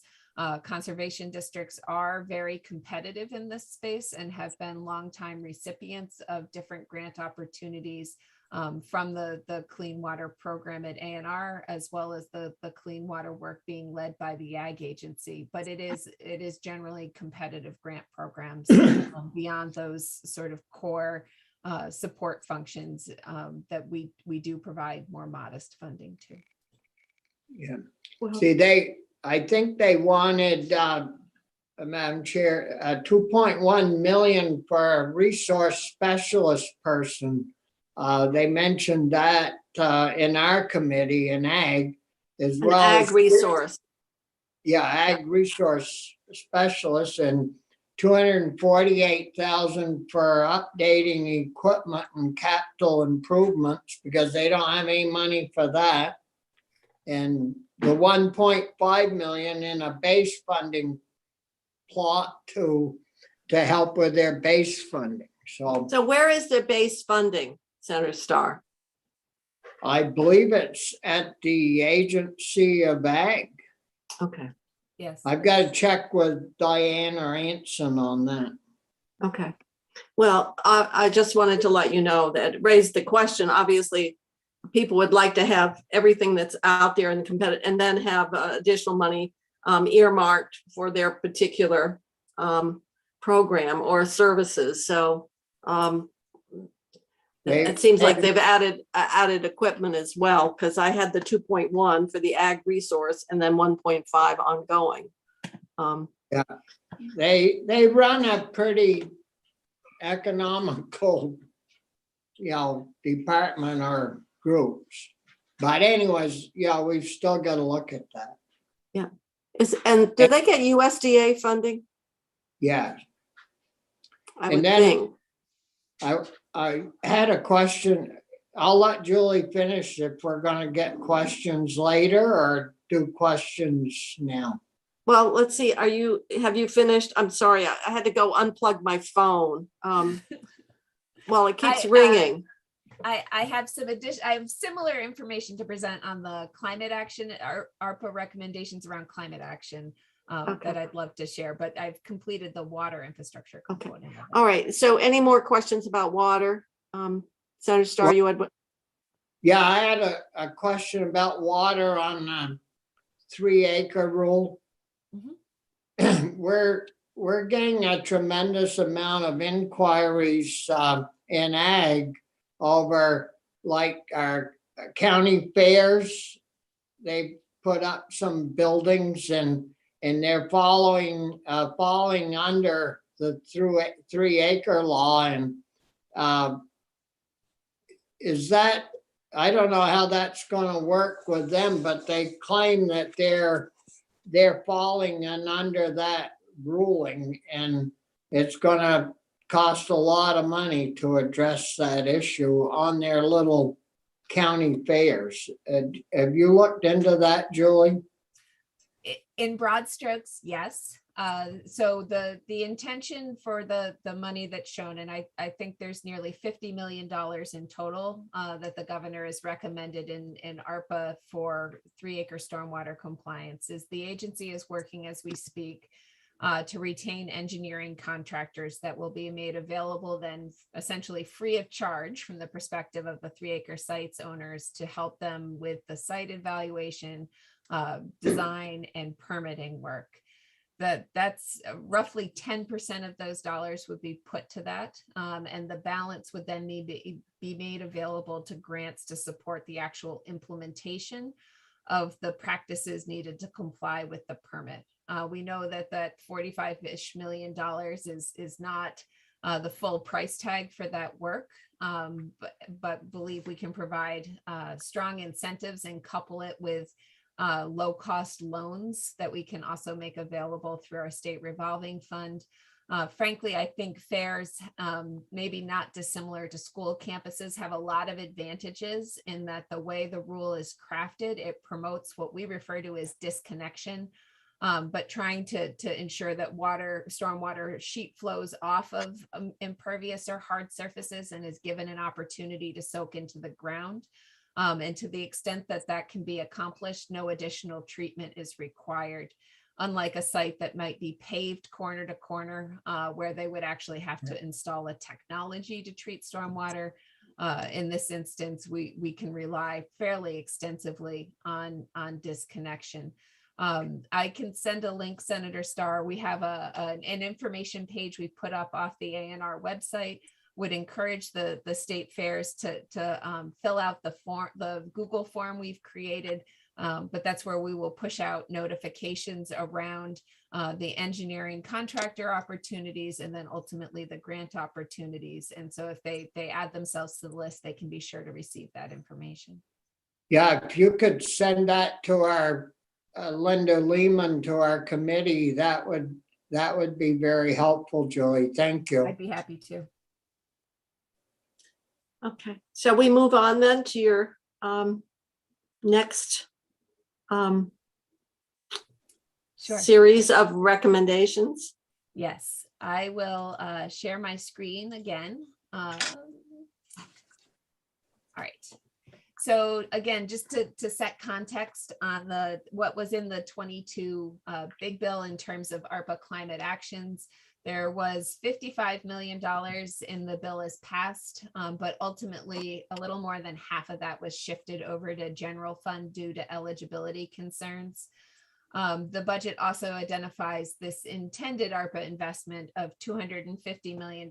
And I flagged that only because I believe you've all received from the Climate Council a set of recommendations around investment in climate action as a result of that initial climate plan that was released back on December 1st. The governor has put together a series of proposals that total $161 million in ARPA funding for climate action. This is, I would guess, best described as a subset of the recommendations from the Climate Council. There's nothing shown on this list here that wasn't on the Climate Council's list of priorities. Just flagging, most of these initiatives are outside ANR's budget, but as sort of the coordinating entity around climate action for state government, I've been sort of named the spokesperson, unofficial spokesperson on behalf of this work. So the recommendations include $80 million to expand weatherization efforts for both low and moderate income Vermonters. I think probably most importantly is a request that full $80 million be programmed in the 23 budget. We will spend that out over a period of several years as envisioned, but it sends an important signal to our partners about the commitment to this work, the scale of this work, and I think will help inform decisions they will make about hiring and equipment purchases, knowing that this is the magnitude of work we expect to take place. This $80 million is also integral to the Clean Heat Standard, which is a bill being worked on right now in the House Energy and Technology Committee to implement one of the key recommendations of the climate plan. These weatherization efforts will generate credits that are important to the Clean Heat Standard and hopefully help that initiative launch successfully as well. The governor's recommend includes $37 million in transportation electrification. This would be augmented by what we are anticipating to be more than $20 million available to VTrans through the Infrastructure Jobs Act, specifically also for transportation electrification. So bringing the total investment in that area closer to $60 million. It does include a $3 million line item to install EV charging stations at state parks and fishing access areas. So that's the one piece there, tying back to the agency's budget. What are you talking about for level 2 chargers? Correct. Level 2 chargers is what's envisioned. There's also $20 million to upgrade electrical service to 200 amps in low-income Vermont households. We know that these upgrades are a necessary precursor to heat pumps and other beneficial electrification, including level 2 at-home charging of electric vehicles. There's $2 million proposed for load management and battery storage. We are anticipating additional funding, ARPA funding available through the U.S. Department of Energy through competitive programs that we would hope to augment and expand this effort. But there's an initial component of it that the Department of Public Service would lead that's included in the governor's recommend. There's also funding for hazard mitigation buyouts.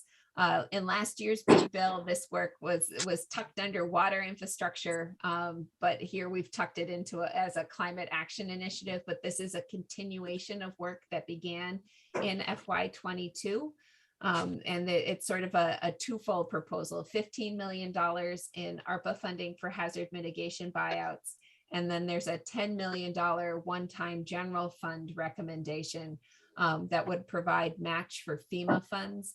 FEMA match has to come from state dollars, so we can't use ARPA dollars in that space. And we have an unprecedented amount of FEMA hazard mitigation monies available to us because we receive a percentage of the FEMA dollars delivered to Vermont in the prior year. And our COVID response has pulled in significant FEMA funding. And so we have this opportunity then to turn around and bring. So what's the match? What's the match on it? 90, 10, 50, 50? What? I believe it's 2080, but I can confirm with Director Borneman from VEM and that she anticipates $5 to $6 million needed this year. But then this would provide money for the following year as well, where she's anticipating a significant second tranche of that funding. And then finally, there's $7.5 million recommended for investments in natural and working lands resilience efforts. To be frank, this was one of the areas that was challenging to identify projects and programs that would be ARPA eligible. And in the end includes work around FPR's urban and community forestry program for tree planting, investments in expanding the agronomic practices offerings for some of the climate friendly agronomic practices at the Agency of Agriculture, and $1.5 million investment in the Vermonters Feeding Vermonters program that connects food bank with local farm partners to provide food to local food to low-income Vermonters. How much was that again? $1.5 million is recommended for the Vermonters Feeding Vermonters initiative, $5 million for the expanded agronomic practices at the Ag Agency, and then the $1 million for the urban and community forestry program. And I do have a few slides about the Iija, but that's not really in the budget. So I think I can stop here unless that's of interest to the committee. So what is the estimated cost of mitigation buyouts? Because FEMA is available to do that, it just makes me wonder, with all you were talking about the need relative to wastewater or water systems. Would it be better spent there, but as opposed to buying flood-prone property? So these are properties that for one reason or another are ineligible for FEMA buyouts. It's in an effort to be in addition to, and we have had overwhelming, frankly, interest in the initial offering that VEM put out with an RFP earlier this year of properties that for one reason or another have been unable to qualify for FEMA funding, even though they've experienced repeated flood damage. Okay, so it's really not additive in the sense that it's for the same. It's for two different. One is correct, because FEMA can't be used. Exactly. Okay. Exactly. Questions of the secretary? So there's a lot of move again with all the funding, and now with the infrastructure bill, it's a lot of moving pieces. The one thing that I'd asked before is, the estimated match, like you're asking for the one-time general fund here to match the FEMA, and the extent to which we're going to need additional state match to draw down those available dollars. In this case, it was FEMA, but infrastructure dollars is another. Sure. So I do have those numbers for you, Senator Kitchell. The state match needed to draw down what we are anticipating will be our annual allocations under the Iija for water infrastructure. Is this roughly 2.6 or $2.7 million in FY22, a projected $3.3 million. I'm sorry, these are federal fiscal years. So this would actually be the state fiscal 23 match. This would be state fiscal 24. It does jump to a 20% match requirement in years 3 through 5 of the federal infrastructure bill. So we're going to go from this roughly $3 million a year this year and next to between $7 and $8 million a year come state fiscal year 25. That we are anticipating overall, there's several different programs related to water infrastructure, but that the state of Vermont could see upwards of $350 million by the time all is said and done through both these, what EPA is terming annual allocations, and then there are also supplemental allocations that don't require a match. So if we're to expand, in other words, if municipalities, if we say, this match requirement, it's got to be shared between state and local, which we sometimes do in certain areas of the transportation, in order to leverage all the federal dollars possible. You do that blended funding now, don't you? We do.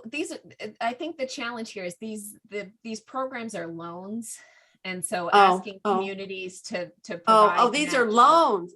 These are loans. They are our state. This is all of this funding that will come to ANR is through the state revolving loan fund. We do have an ability to provide expanded subsidy compared to traditionally.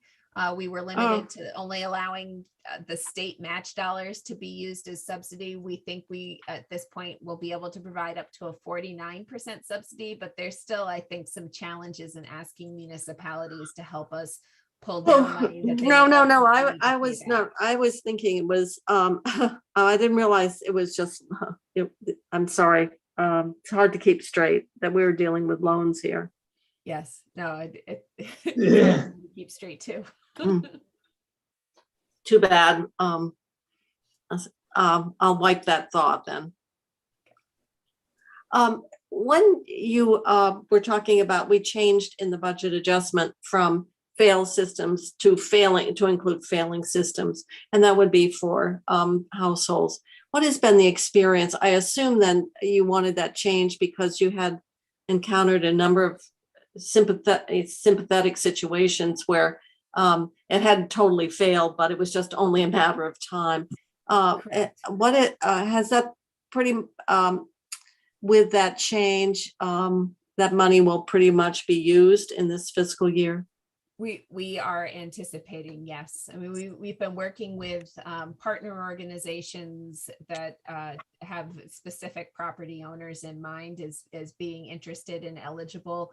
And by their estimates, demand will far outstrip supply, which is part of the reason the FY23 budget includes an additional recommendation for, I think, $2 million further into that account for those residential single family or owner occupied multifamily homeowner residences.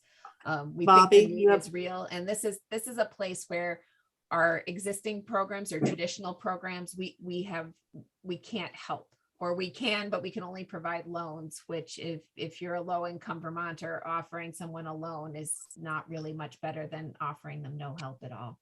Okay. Senator Starr and then Senator Nitka.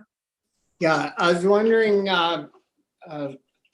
Julie, do you know how many villages or small communities do not have wastewater and sewer disposal systems, and how many are waiting to get funding to accomplish that, to clean them all up?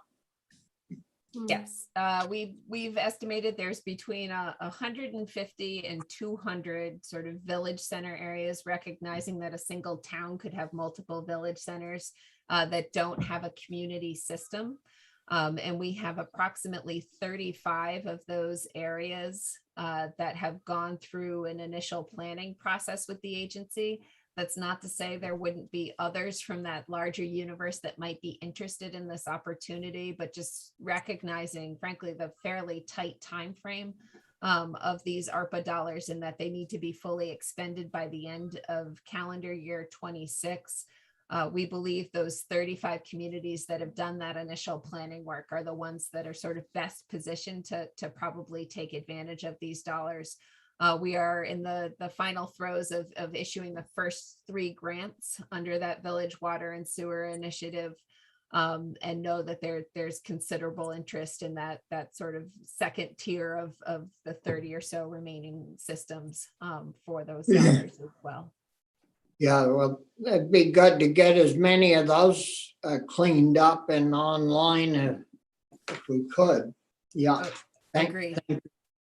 It sounds like so much money here, but when you're talking about expensive projects, it's amazing how quickly, here we are throwing around 50 million. We used to obsess over 50,000. And underneath it all, we still have to, because we still have to worry about our base expenditures. So other questions of the secretary? Yes, Alice, I'm sorry, Alice. I wanted to know, with regard to the failing and totally failed systems, I heard you say one thing that I didn't know was that, is it only available to multifamily homes, not to single family homes? No, it's for single family homes and owner occupied multifamily residences. Oh, okay. Thank you. Thanks. Thank you. Well, thank you for willing to wait until the very end and letting us meet your dog that I insulted by calling a cat. No, I elevated. It's fairly accurate. She acts more like a cat than a dog. If there are no further... You could evaluate your commissioners by sitting in and listening to them present. I always appreciate the opportunity to hear how they talk about their departments. Frankly, it's good for me. Yeah. Well, if there are no further questions, I'm going to go offline.